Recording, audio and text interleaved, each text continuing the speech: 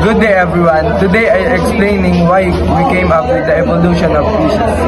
Today we all know that the world currently facing climate change, which is why many species will be forced to evolve. One of the animals that will evolve in the future are the fishes in our oceans.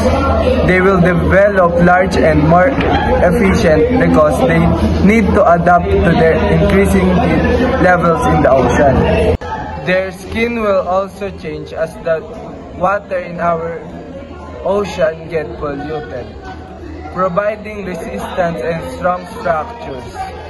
This is why we came up with the evolution of species, to show how animals adapt as our climate change over time.